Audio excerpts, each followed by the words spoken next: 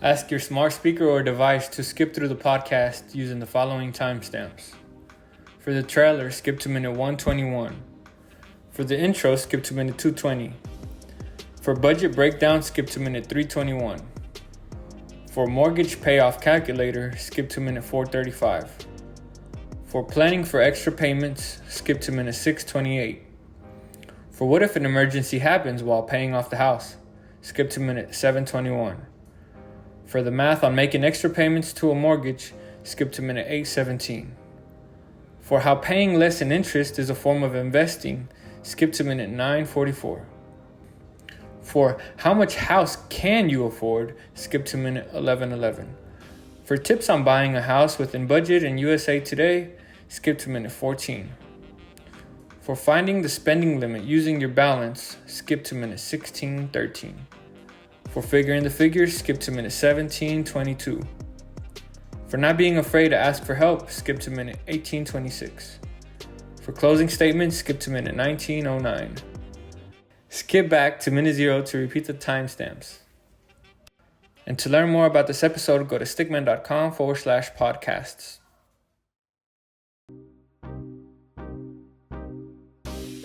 Are you ready to turn your business dreams into reality? Then this podcast is your ultimate guide. Join us as we take you on an exciting journey through the world of entrepreneurship, one number at a time. We'll explore different industries, break down the numbers, and provide you with the tools and resources you need to succeed. From Dave Ramsey's baby steps to my own entrepreneurial journey, we'll share our experiences and insights to help you build a strong foundation for your business. But this podcast isn't just for beginners. Even if you're a seasoned entrepreneur, you'll learn new strategies and techniques to take your business to the next level. This is Figuring the Figures for Entrepreneurs by ZtikMan. Subscribe now to our podcast and start your journey to success.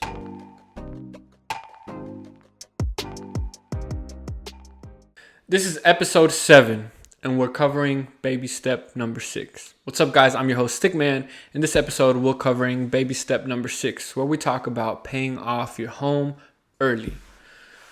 We will use a mortgage calculator, we will break down some numbers with the budget template, and we will talk about scenarios that might occur during this situation. So let's get started. We'll go ahead and pull up my calculator, my budget template here, and let's say the goal is to pay off our home early, right? You've already done 3 to 6 months of expenses. You've already contributed into your retirement, and you've already started contributing into your kids' college fund. So we have our budget template here. I'll do a quick run through, and then I'll go ahead and do the calculator on the mortgage calculator, and then we'll talk about some scenarios, and then we'll head on out, guys. So pretty short episode here. If we're making $1,000 weekly, we're going to go ahead and put 10,000, not 10,000. We're going to put 10% into our tithe, which is $100 every check. Housing 25%, which is $225. I've actually updated the template to $230, which is what I put in there. $90 for utilities, but I put in $100. I should be putting $90 towards my car, but I put in $100. I should be putting $90 into my food, but I put in $100. For the needs, it's $45, which is 5%, and I put in $50. For my fund money, it should be $45, and I do $45, and it's also 5%. Family, also 5%, $45, $45. For my investing, I have $135, 15%, and I'm investing $135. I'm saving 10%, which is $90. And then for health insurance, 5%, I am not putting anything in there because it is already taken out of my check. So I don't calculate it in this budget. If you guys have any comments, questions, or scenarios that you might want me to take care of, let me know and I'll put it in the episode.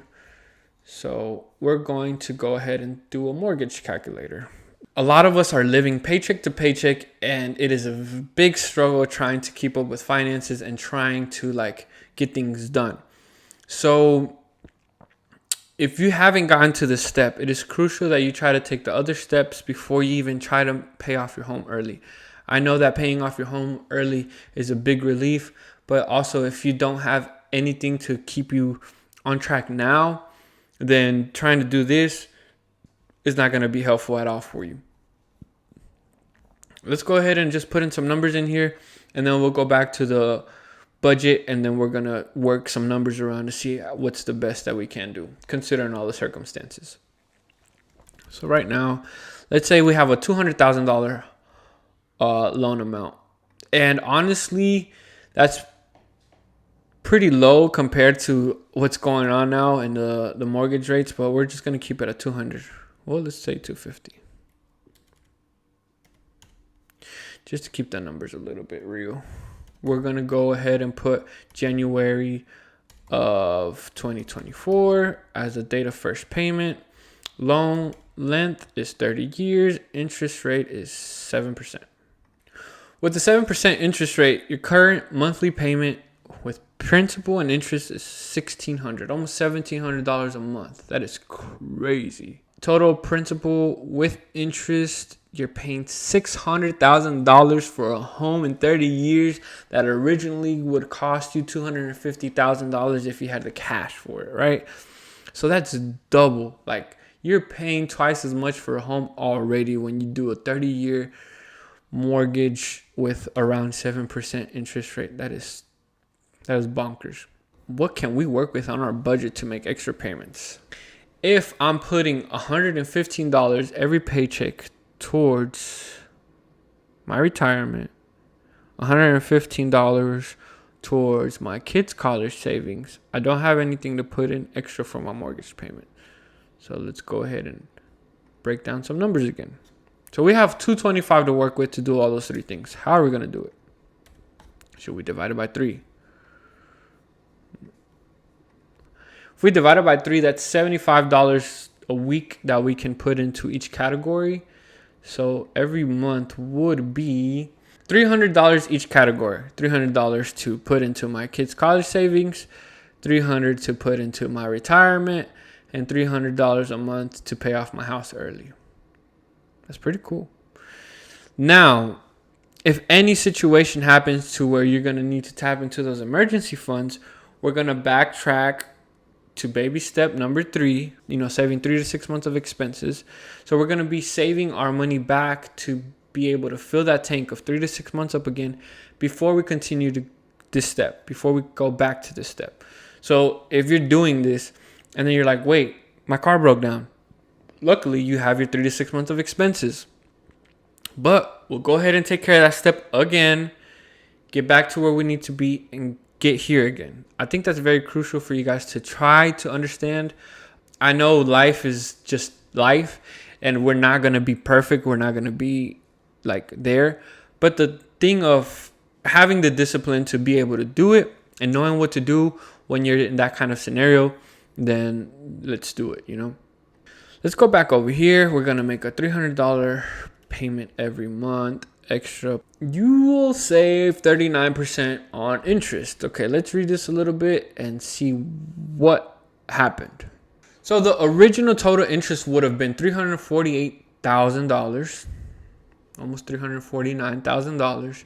Your new total interest would be $213,000 just by making $300 payments every month extra on your mortgage. Let's calculate the difference. $348,769.01. $348,769.01 minus $213,510.44. $213,510.44 is right here. Yeah, $135,000 that you're saving by making $300 payments every month, and that just costs you $300 a month. And if we do the math on how much we're paying for those 20 years times 12 extra times 20 years, because we're going to pay it off in 20 years, you're only paying $72,000 extra on your house to save $135,000. That's like a win. This is looking at like how you're investing in yourself by avoiding less taxes, by avoiding less interest rates and all that. That's why when you are saving on those things, taxes and interest rates, you're actually investing in yourself because you're getting more money back. I think if we change that mentality, we kind of make it backwards to ourselves. Like, I don't want to pay on a credit card. If I'm running a business, I don't want to pay off a loan because those 10-20% interest is cutting into my profit. So if I'm making 30% profit and I'm paying a month 20% interest on everything I'm making, well, I'm only making 10% profit. So are you really profiting? Are you really profitable? Because you have other fees and other things that you need to take care of in your business. Are you able to live off making 10% every month to recover, to come up? No, maybe not. So that's why it is not a good idea to get loans, get a credit card, get a loan payment on your house. But that's kind of one of the things that Dave Ramsey like a little bit more like, let's go ahead and do that because it's reasonable to get that much of a loan when it's that big of a purchase. However, you shouldn't be looking for a $300,000 house if you can only afford a $200,000 house. You have to know what kind of house can you afford. So ZtikMan, you're the expert here. What kind of house can I afford with this kind of income? Well, honestly, we just kind of do the numbers in reverse and we look at what we can afford. So if, for example, here, my housing is $225, right? We're going to go off of what I can afford. $225 times 4. That's $900 a month that I can afford on a mortgage. So if I'm able to pay $900 a month using my budget on my housing here, 25%, $900, we'd have to get like $100,000 house. Bear with me because I know that's like what? 15-year mortgage with a 7% interest rate. This is recommended by Dave Ramsey. I'm not saying to be perfect because this is if you want to get up here the quickest way possible, right? We're going to try to follow that guideline as a baseline. But $100,000 house is not going to get you much. The conditions of the house is going to be crap. The space is going to be crap. It's like, okay, all right, cool, whatever. You can give me whatever excuse you want on what the conditions, size, and whatever the house may be, right? Go rent.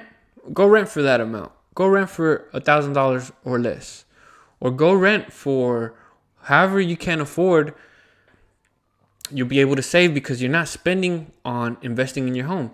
You're not spending on fixing stuff. You don't know what a new house is going to cost you overall because of all the fixtures you have to bring along with it. Now, if you are at the point where you're ready to buy a house, do these numbers, run through these numbers and say, I can only afford this much of a house. If I cannot afford this much of a house and I want a $250,000 house, well, let's hope you have $150,000 saved. No, I'm kidding. The thing is, you have to understand what you can reach, what you can get at, what you can do. This is where it gets kind of like a little bit complicated with making decisions, life choices, because buying a house is one of the biggest choices you're ever going to make. And because of the situation that we're in right now in the economy, we're kind of looking at the numbers that are right now. And it looks like everything's not reachable. For example, me personally speaking, I live in probably one of the lowest cost of living states. And I only want to share this story because I want to tell people it's doable. And I bought my house back in 2020. And the loan amount was at a 2.75 interest with 30 years. Like, that's crazy. That you're cutting everything in half. And I got lucky. We got lucky with an interest rate of 2.75. Now, if we're looking at a 7% interest, just changing that number itself, you see how high that number jumps? And Dave Ramsey says, date the rate, marry the house. So if you date the rate, meaning right now there's a 7%. Okay, let's take a 7%. Let's take that hit. Let's go ahead and get this mortgage payment of, let's go ahead and bring it to 150, because numbers are looking a little bit crazy these days. Let's look at $1,000 that we can afford every month. And then once that interest rate goes down, let's refinance. Maybe we can still refinance for 30 years. But guess what? If we go back to the 2.75% interest rate, we're saving $300 a month on just the rate changing. Oh, you got to be realistic. The rate is never going to get that low. Okay, well, it did for me. So let's go ahead and just put 3%. Let's go ahead and do 4%. It's $100 change from 3% to 4%. You can save $200. The thing is, you have to stay on top and disciplined of your numbers to know what you can and can't do. I'm not saying that you have to be perfect, because nobody's perfect. I'm not saying that you have to do 30 years or 15 years. All I'm saying is understand what you have to do to get you there. A lot of people are not going to be able to find a house that's $150,000 that's even livable. Okay, fine. Well, we have to do some changes around here. Are we going to get it for 30 years? Or are we going to get it for 15 years? When our situation changes, we might be able to refinance, or we might be able to start paying off our house early. Honestly, the world is so crazy. Things are so crazy that I did the 30-year rate because, hey, if I can afford more when I can, I'll go ahead and pay more. I know it takes a little hit on the numbers here, but I'm looking for the peace. You have to find a balance of peace, discipline, reachability, where you can afford and where you can't afford, how numbers are looking. So, yeah, I think that's what we have to do to just continue to mess with the numbers here and understand that situations and scenarios change all the time. This is why it's good to learn what you need to do for when you don't have a coach on your side. You can take care of it on your own. You can make those wise decisions. If you don't have a coach on your side and you don't know how to make those decisions, get you a coach, because a coach is going to teach you how you should be able to take care of these things long enough for you to be able to walk on your own. The coach is not supposed to be there with you forever, just like a therapist is. They're not supposed to be with you forever and tell you what to do, what not to do your whole life. No, you learn how to do things. They teach you the fundamentals, the steps on how to do things, and then you take and run off with it on your own and apply those things as you please at your discretion. If you feel like you don't know what you're doing or you still need help, go ahead and seek somebody out to help you. I think we live in a world where we're scared to get help. We're scared to have somebody at our side to help us. Like, we're not willing to trust people, especially with money. It's very hard to trust people with money. But at the end of the day, like, that's one of the reasons why I do it this way. I do it because some people want to talk about this, want to learn about this, but they're not comfortable with going to somebody and being with somebody or trusting somebody with their money to talk about this stuff. So it's like, look, if you have some comments and you say, hey, what about this scenario? What about that scenario? I'm willing to break those numbers down for you as best as I would in my scenario and then help you out, because that's what we're here for. I think that's really all I have. I really hope you guys comment in the sections and let me know what you guys think. Give me some feedback. Make sure to comment how you feel about the way I do it, where you got lost at, where you got, either stuck at, or where you got the most engagement from, to help me better curate to you, because at the end of the day, I'm making this episode for you. It's not for me. I've already learned what I need to learn, so I'm just here to spread that knowledge, spread that help. Whatever I can offer, let me know. I really appreciate you guys tuning into this episode. This was a very interesting episode to just like tune into and lock in on. If I need to slow down, let me know. If that was perfect, let me know. But make sure to comment, like, subscribe, share so it can help me out. And make sure to tune in on the next episode of Figuring the Figures. I have been your host, ZtikMan, and I'll catch you on the next episode. Peace.